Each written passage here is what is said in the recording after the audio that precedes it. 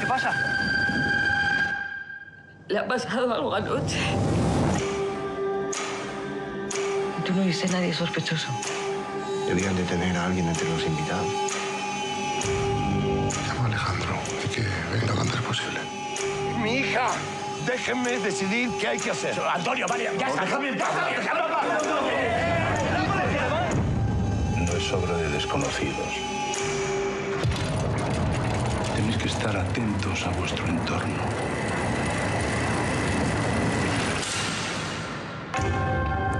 Bonsoir Estelle. Bonsoir Mohamed. Ravi de vous retrouver. Le 8 mai, ce sera le coup d'envoi de cette 71e édition du Festival de Cannes. Et donc, c'est Everybody Knows de l'Iranien Ashghar Farhadi qui fera l'ouverture. Mais maintenant, on a toute la sélection officielle. Hein. Oui, c'est vrai que ce n'est pas un scoop. On connaissait le film d'ouverture de cette 71e édition. Mais je vais venir dans le détail de la sélection. Une chose est sûre, les couples sont mis à l'honneur dans cette très belle affiche, où avec ce baiser tendre échangé entre Jean-Paul Belmondo et Anna Karina dans Pierrot le Fou de Jean-Luc Godard. Jean-Luc Godard qui est partout cette année, Mohamed. Alors l'autre couple très attendu, c'est celui que nous venons de découvrir à l'écran, Penélope Cruz et Javier Bardem. Les stars espagnoles seront là pour la première montée des marches, puisque le film d'Ashghar Farhadi est présenté en ouverture, film qui est en compétition avec, donc, qui fait partie des 18 longs métrages. Il y en aura peut-être plus, c'est souvent le cas, ils sont ajoutés après. Alors c'est toujours le même cérémonial, c'est-à-dire qu'on vous convoque, on convoque la presse internationale et on assiste à un numéro de duettistes et les voici nos duettistes, c'est-à-dire qu'il y a Thierry Frémaux, le délégué général du Festival de Cannes, et le président Pierre Lescure. Et là, la conférence de presse, Arien Auster commence et on commence à égrener, à découvrir donc les films en compétition. Alors cette année, dans la sélection officielle, il y a 5 films francophones, 3 français, dont un franco-suisse, Stéphane Brisé, Christophe Honoré et bien sûr Jean-Luc Godard, le retour, enfin Jean-Luc Godard qui sera donc sur la croisette en compétition. Il y a aussi une Française, il s'agit d'Eva Husson. Alors elle était ravie, elle a tout de suite tweeté, puisqu'elle est ravie de voir que son deuxième film est en lice pour la Palme d'Or, avec donc Les Filles du Soleil. C'est un film sur les combattantes kurdes. Et n'oublions pas Nadine Labaki, que vous connaissez aussi bien que moi, Mohamed Kassi. Capharnaüm est son 3e film. Et quand j'ai eu au téléphone la cinéaste libanaise, puisqu'elle est au Liban, eh bien elle est encore sous choc, ravie évidemment. Je suis vraiment très heureuse, je suis fière, Enfin, ça fait 3 ans, plus même, que je prépare ce film. C'était très dur, très difficile à faire, très difficile à monter, très difficile à tourner dans des endroits très durs au Liban. Donc là, c'est vraiment une consécration pour tout ce travail. C'est ça qui est incroyable. J'arrive pas à le croire, j'arrive toujours pas à le croire.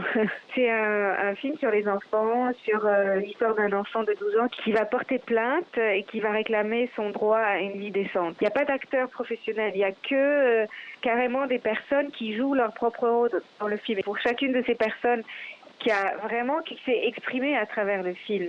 Une consécration serait très importante aussi pour un certain changement aussi. Ce que je souhaite, j'espère que ce film pourrait apporter, au moins ouvrir le débat sur certains sujets.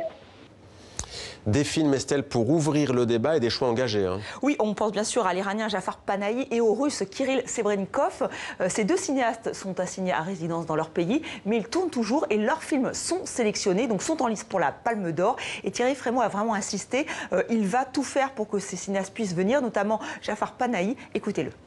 Avec Pierre Lescure, nous voulons dire ce matin aux autorités iraniennes, aux autorités politiques iraniennes, qu'ils recevront une lettre de notre part, et nous y associerons les autorités françaises pour faire une invitation en bonne et due forme pour autoriser enfin Jafar Panahi à quitter le territoire iranien, à venir présenter son travail et à le laisser rentrer dans son pays. Et on espère que Thierry Frémaux sera entendu. Alors Mohamed, un dernier mot.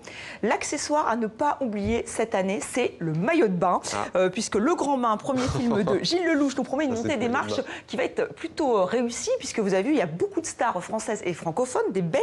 Alors c'est un film présenté hors compétition. En revanche, Mohamed, oubliez votre perche à Ego Portrait. C'est interdit, c'est totalement interdit sur le tapis rouge. pas de selfie, pas d'égo portrait, même pas de photographie. Vous voyez, non, c'est pas possible, c'est pas possible. Alors, bien sûr, les stars, petite exception, elles pourront se prendre en photo. Je suis assez curieuse de voir comment ils vont s'organiser. Est-ce qu'il y aura une police anti-portrait égo? Il faudra police le voir. anti-perche. Voilà. Et enfin, sachez que Netflix ne sera pas présent pour cette 71e édition, mais TV5 Monde, bien sûr, avec Patrick Simonin et l'invité. Rendez-vous est pris le 8 mai pour un très beau festival de Cannes. C'est quand même le plus grand festival au monde de cinéma. C'était Demandez le programme. Merci Estelle pour cette chronique culture.